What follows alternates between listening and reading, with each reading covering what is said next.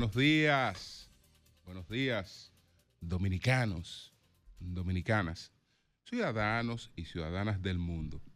Julio Martínez Pozo, los comentarios de los temas más importantes en el programa de mayor influencia de la radio y la televisión nacionales.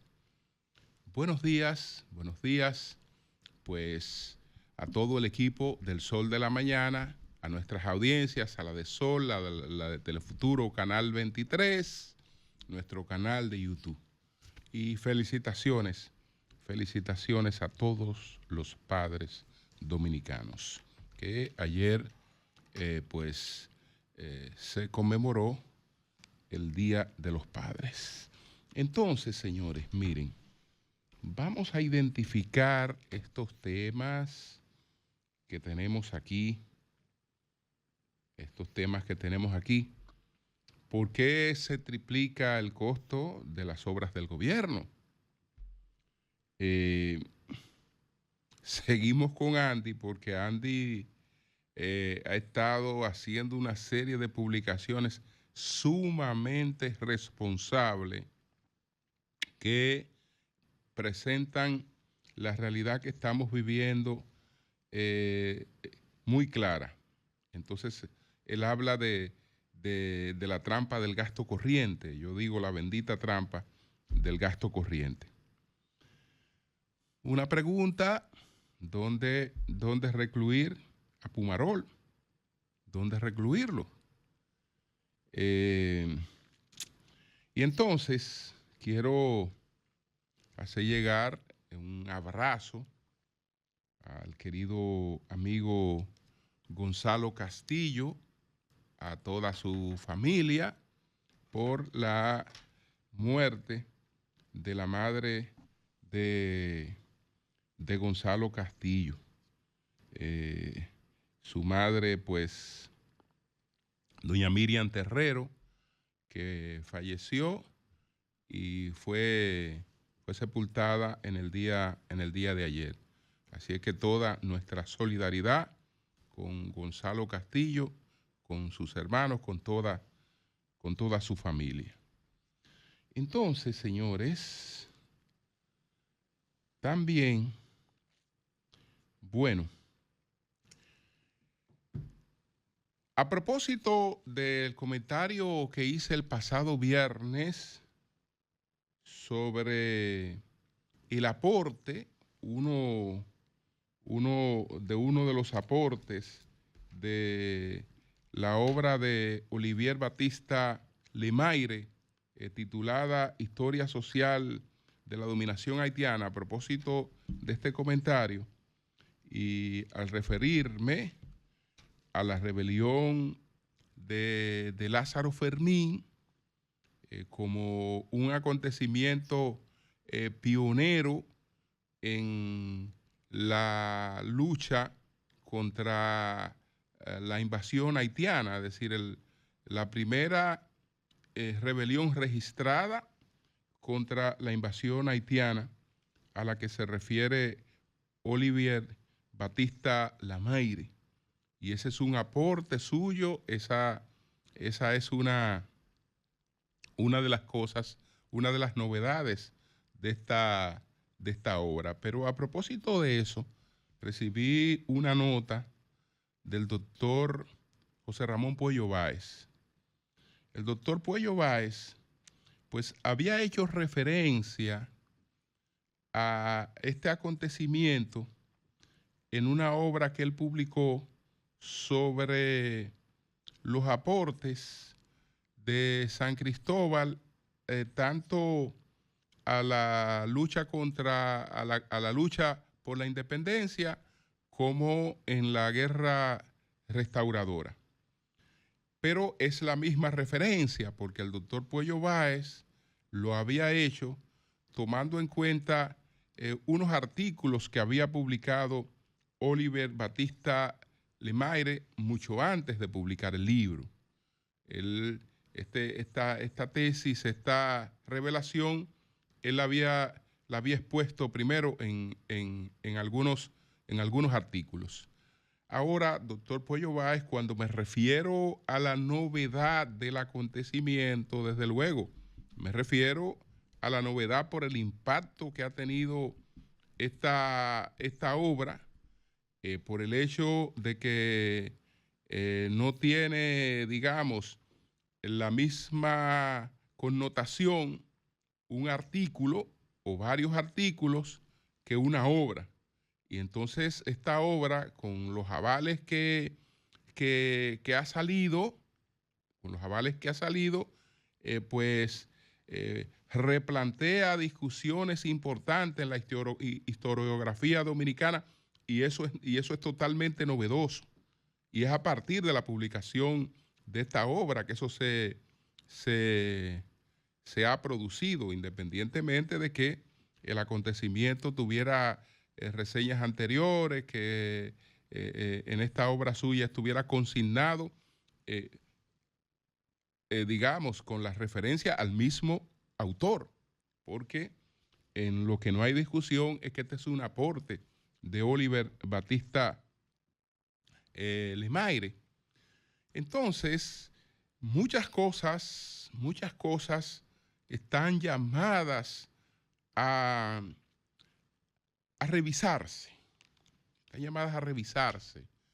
Nosotros nos hemos acostumbrado a una historia muy repetitiva de cosas que se han planteado sin preguntarnos quién dijo eso primero.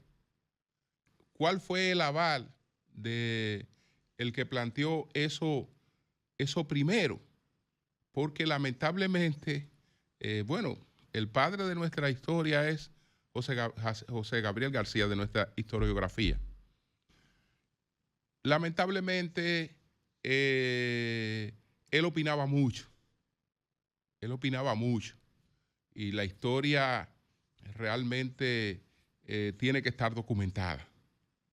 Usted puede opinar, pero tiene que opinar sobre la base de la documentación. Y así por el estilo, cuando vemos muchas cosas que se refieren de nuestra historia, son referencias, no hay ninguna documentación. Usted me pregunta a mí hoy, ¿cuántos fueron los miembros de la Trinitaria y quiénes participaron en esa primera reunión en la casa de doña Chepita Pérez de la Paz? Yo no sé. Y el que le diga que sabe, está repitiendo cosas que no se saben. Porque algo que sería imprescindible no lo tenemos a mano. ¿Qué necesitamos? Un acta de esa reunión donde se especifique quiénes estuvieron en esa reunión. No lo sabemos. No lo sabemos. José María Serra, ya con la memoria un poco estropeada, empezó a recordar y a decir nombres, pero por eso son distintos. Son distintos. Entonces, tenemos algunas falencias en ese sentido, que muchas cosas que están planteadas y visiones que tenemos de algunas cosas, pues no tienen un aval, una consistencia histórica. Ustedes ven cosas cliché, cualquier político, cualquier municipalista dice, bueno, Duarte dijo que, digamos, los ayuntamientos deben ser el primer poder del Estado. ¿Cómo que Duarte dijo eso? Duarte acopió eso. Pero Duarte no dijo eso, no podía haber dicho eso. ¿Por qué? Porque eso era un criterio que él no pensaba en hacer cuando ya España lo había transferido a todos sus virreinatos. Incluso ese concepto es España, porque la España que nosotros conocemos, le debe su origen, su independencia a los municipios. Porque cuando Napoleón Bonaparte invade España y su hermano se queda como rey de España, la insubordinación contra la invasión francesa que abolió entonces el gobierno, que abolió, digamos, la unidad nacional que transfería el gobierno cuando quedó descabezada sin un gobierno nacional. Quienes convocaron a la protesta contra la invasión e independizaron a España fueron los municipios. Y los ejércitos se organizaron en torno al municipio. Entonces los municipios le devolvieron la independencia a España y eso reafirmó ya un criterio que España había tenido desde la colonia. Entonces, bueno, que lo dijo Duarte, pero y entonces los países que no fueron liberados por Duarte, ¿por qué tienen ese mismo criterio? Bueno, porque eso no era una visión particular, ese no era un pensamiento particular, sino era una cosa que ya le había sido transmitida y que la había acopiado de España. Porque en todos los virreinatos, en todas las colonias españolas, en todos los procesos de independencia de España, se expresó más o menos el mismo criterio. Pero bueno, seguimos adelante. Vamos entonces, señores, en el mismo orden, a ver estos temas. A ver estos temas de... bueno, el presidente Leonel Fernández dio unas declaraciones. Dijo el presidente Leonel Fernández que la circunvalación de Baní, dijo el doctor Leonel Fernández, primero se dilató, se triplicó y se mutiló. Que no tiene la dimensión con la que fue diseñada, que es una obra mutilada. Que la obra se proyectó por 2.200 millones y que acabó en 6.000 millones. Y que el presidente la prometió en el 2020 para el 2021, en el 21 para el 22, en el 22 para el 23, en el 23 para el 24 y que ahora cuando la obra se está entregando. Eso dijo el expresidente Leonel Fernández de la circunvalación de Baní. Y yo aprovecho esto que él ha planteado para hacerme esta pregunta. ¿Por qué se triplica el precio de una obra del gobierno? Eso no ocurre con la circunvalación de Baní. Eso ocurre con todas las obras del gobierno.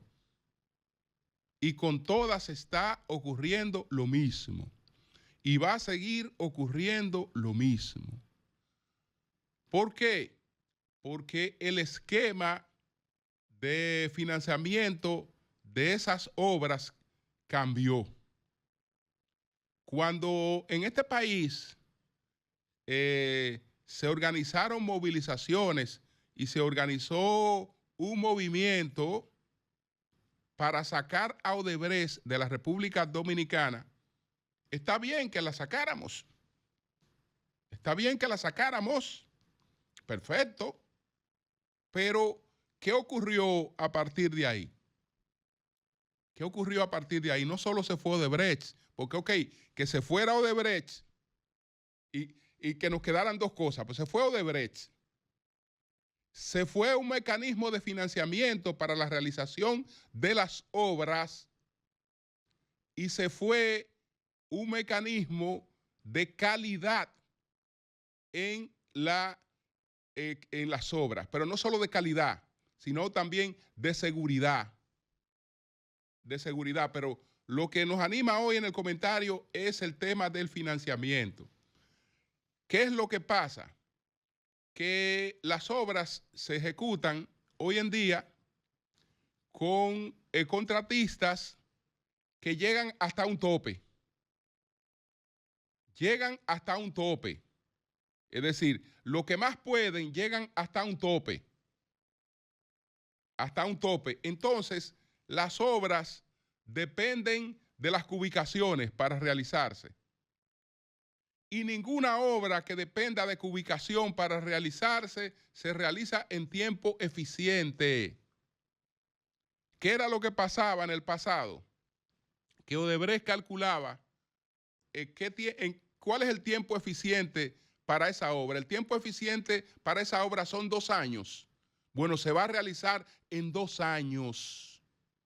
La obra se realizaba en 2 años, aunque ellos buscaran el financiamiento. Y entonces, después de entregada la obra, en gran medida cobraban. Eso no salía por un peso de más. Porque esa cuestión de que de todos esos disparates que se habló de sobrevaluación, siempre fueron disparates. Siempre fueron disparates. No hubo nunca sobrevaluación. El beneficio de ellos estaba en que al terminar una obra en el tiempo eficiente, tenían garantizados los beneficios de la obra. Entonces, ¿qué pasa? Que ahora una obra, para terminarse, si te dijeron 2 años, en 5 tú la puedes ya buscar. Ahora, cuando tú la vas a buscar en 5, te vale 3 veces lo que la obra debió costar haciéndose en el tiempo eficiente de los 2 años. Independientemente de que puedan surgir otras variaciones. A veces crece porque la obra se amplía. En este caso no se amplió, porque lo que está denunciando Leonel Fernández no fue que la obra se amplió, no fue que la obra le incluyeron otras cosas que no estaban en las planificaciones iniciales, sino que sencillamente una obra de 2.200 millones de pesos terminó en 6.000. En 6.000 millones de pesos. Entonces, eso no ocurría. Eso no ocurría porque la obra, incluso, eso ya se había comunicado a otros contratistas que en cierta medida seguían el mismo esquema, pero ya no. Ahora lo que te hacen es, bueno, ya me deben tanto, yo me paro. O yo me ralentizo, ya me deben tanto. Y entonces hasta que no cubiquen, y etcétera, y no cubiquen, y ahí vamos a tener la misma situación que en definitiva es el pueblo y es el contribuyente el que paga las peores consecuencias. Porque todas las obras crecen de precio. Una obra que se diseñó por 2.000 millones de pesos, fácilmente se puede, o 2.200, se puede meter en 2.500, en 3.000 millones, en un tiempo eficiente. Ahora, si la obra se va a hacer, ya tú sabes, cuando llueva para arriba que se va a terminar la obra, nadie sabe lo que cuesta una obra en ese sentido. Y con el esquema que tenemos actualmente, no hay posibilidad de que no siga ocurriendo lo mismo, que estemos pagando 3 veces por una obra, por el tiempo en que se dilatan para poderla realizar. Y eso tiene que ver porque el mecanismo de financiamiento no está. No está en los términos en los que operó mientras estuvo Odebrecht en la República Dominicana. Según Pedritín Delgado, la constructora más eficiente que ha operado en la República Dominicana en toda su historia. Eso no lo digo yo. Entonces, ese fue uno de esos aportes. Porque aquí hay aportes muy buenos. Váyanse a ver el aporte al hotel de Jarabacoa, que hubo un proyecto para realmente rescatar esa inversión, ponerla a operar. Hubo oposición y ahí está esa arrabalización totalmente perdida. Totalmente perdida esa arrabalización y millones de dólares que se perdieron ahí. Millones de dólares. Entonces, si ese esquema no varía, olvídese que vamos a estar siempre repitiendo lo mismo que ya presentaba el expresidente Fernández en esta crítica que ha hecho al tema de la circunvalación de Baní. Quiero decir que, bueno, evidentemente que Donald Trump, y ya estoy en otro tema, ha variado un poco en el tema de la negociación del tema de los aranceles, porque se sentó en una mesa de negociación con Japón y llegó a un acuerdo con Japón. Ahora llegó a un acuerdo con la Comisión Europea. Se reunió con la señora Ursula von der Leyen y llegó a un acuerdo para el tema de los aranceles, que es un acuerdo recíproco. ¿Cuál es la variación que vemos en esta forma de actuar? Que ya no se trata de una actuación a patada, que yo soy tan prepotente que te elevo los aranceles, pero si tú quieres hacer lo mismo conmigo, entonces yo te lo voy a elevar 3 veces a ti. No. Cuando él se sentó con Japón, yo te lo voy a elevar un 15 y acepto que ustedes me lo eleven un 15. Ahora se sentó con Europa, yo te lo voy a elevar un 15 y acepto que ustedes me eleven un 15. Sí, estamos hablando de algo que podrá ser perjudicial o no, de hecho será perjudicial, pero es parte de un equilibrio, de un entendimiento que ya se verá en el futuro si da o no resultados. Trump está desesperado por el tema del déficit de la balanza comercial de los Estados Unidos. Con Europa, ese déficit es de unos 230.000 millones de dólares.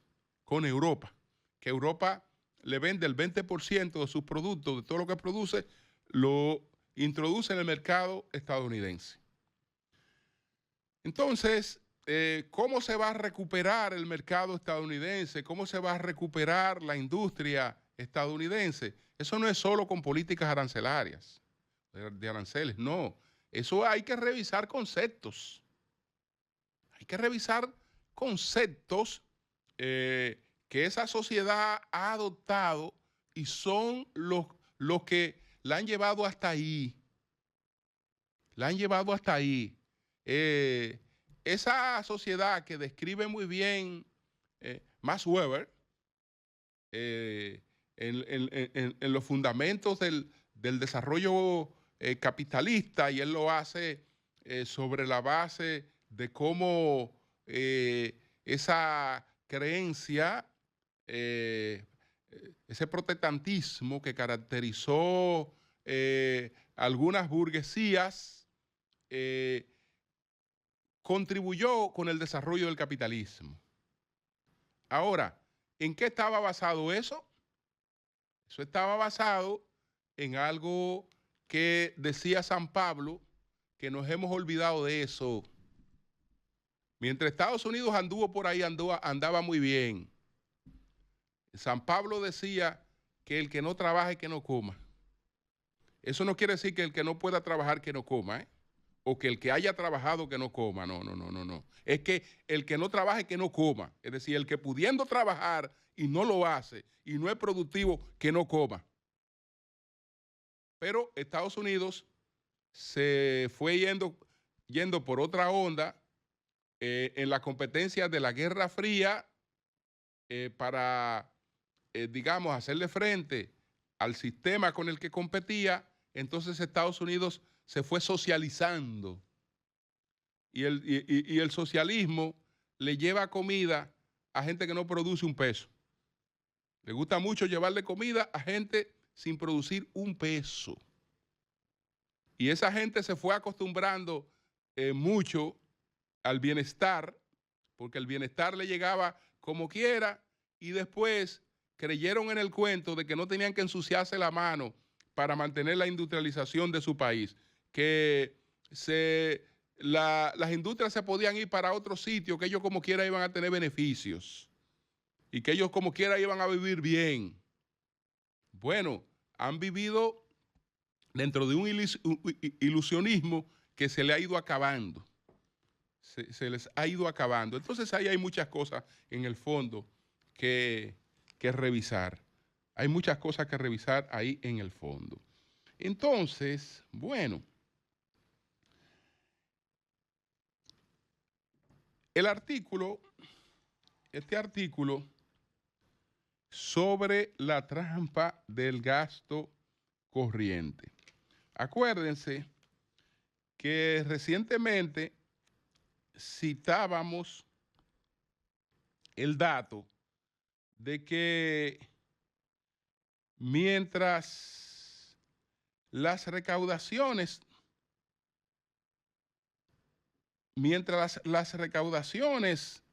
nuestras andan por un 14 y tanto por ciento, el nivel del gasto corriente, pues anda sobre el 17. Pero vamos a ver algunas cosas que están planteadas en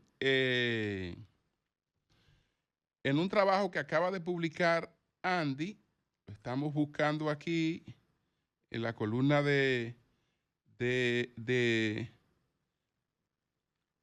sobre qué es lo que pasa con el gasto. Este es el costo fiscal complaciente, que es lo anterior, la trampa del gasto corriente. Ok, la trampa del gasto corriente. La verdad es que el presidente Abinader debe quedar muy preocupado con este artículo.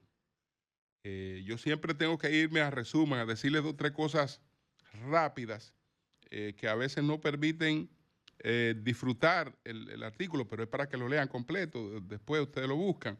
Entonces, miren, señores, yo salto ahí. Cuando analizamos la evolución de los ingresos y el gasto corriente durante los últimos 75 años, escuchen las únicas veces en las que el gasto corriente ha estado por encima del ingreso, en 75 años. Y lamentablemente, esta es una.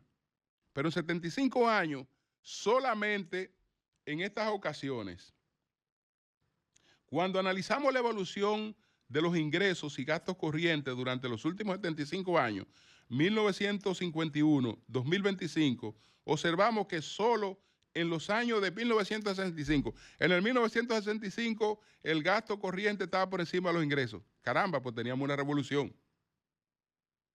Se justificaba cualquier cosa, pero había una revolución. Bueno, eso fue en el 65. La revolución de abril, profunda recesión en Estados Unidos, caracterizaron por una caída de 1.8 del PIB y aumento del desempleo. Después, señores, en el 2020, el COVID, los gastos corrientes pues fueron superados por los ingresos. Solamente en esas ocasiones. Entonces,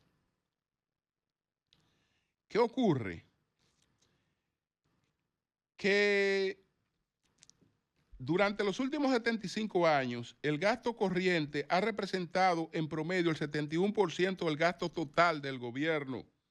Solo en 1965, Revolución de Abril, con 94.2, y este año, con 91%, el gasto corriente ha sobrepasado la barrera del 90% del gasto, dejando muy pocos recursos para la inversión pública. Si se tiene en cuenta que la depreciación anual promedio del estado de capital público está representando una infraestructura vial hídrica, edificaciones y una serie de cosas. Pero quédense con esta idea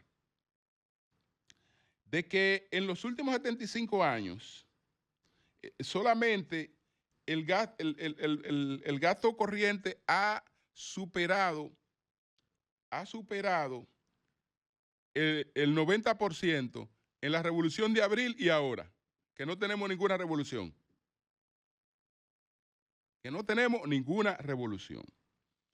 ¿Cuál es la conclusión?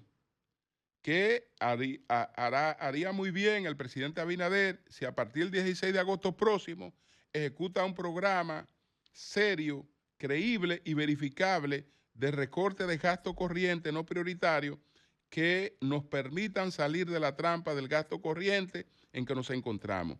Ese recorte crearía las condiciones para el necesario aumento de la inversión pública que demanda una economía que se encuentre relativamente estancada. Entonces, señores, este es un asunto serio para replantearse un cambio de rumbo. Un cambio de rumbo, porque no puede ser que en 75 años, la única oportunidad que sea comparable con esta sea la de la Revolución de Abril. La única. Después tuvo la del COVID, que no llegó a esos niveles, pero fue una etapa alta de gasto corriente, pero era una pandemia. Ahora no hay pandemia, no hay revolución, no hay una serie de cosas. Y entonces, fíjense cómo se ha desbordado esta situación. Bueno, yo quiero finalmente preguntarme, ¿qué hacer con Pumarol? ¿Qué hacer con Pumarol? Porque, bueno, tiene razón el Ministerio Público, tiene razón, me refiero a Jean Andrés Pumarol Fernández, el joven que mató a una dama, hirió a varias personas. Él parece a una crisis. Él enfrenta problemas de esquizofrenia paranoide desde hace más de 10 años. Entonces, mató a una dama, acuchilló a una dama, a varias personas, etcétera. En la primera vez que experimenta una crisis, digamos, de esta peligrosidad. El Ministerio Público está hablando de homicidio involuntario. Y ciertamente es homicidio involuntario porque aunque él tocó la puerta y tocaba de la puerta a las personas para acuchillarla, aunque él hacía eso, él no estaba en dominio de sí mismo. Es decir, él no podía tener la intención de matar a nadie porque él no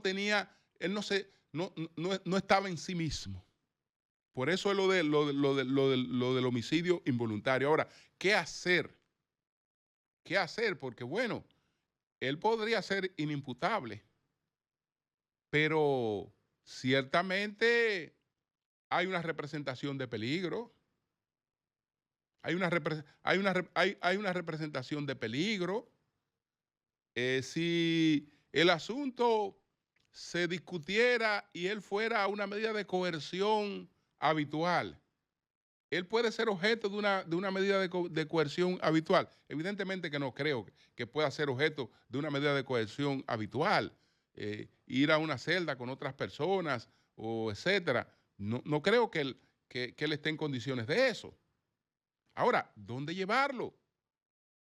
¿Dónde llevarlo? Porque sería una irresponsabilidad también, sabiendo que a la crisis que presentó se le presentan la agravante de lo que en él mismo pudo haber creado esa crisis. Es decir, si él tenía una situación antes de haber producido estos hechos, su situación hoy es más agravada. Su situación hoy es más agravada. Entonces, ¿dónde ir? ¿Dónde llevarlo? ¿Dónde llevarlo? Porque representa peligro. En su familia representa peligro. Donde esté interactuando socialmente representa peligro. Entonces, ¿qué hacer? ¿Qué hacer? Entonces, aquí tendremos que establecer qué hacer frente a un caso realmente tan penoso y lamentable como este. Cambio y fuera.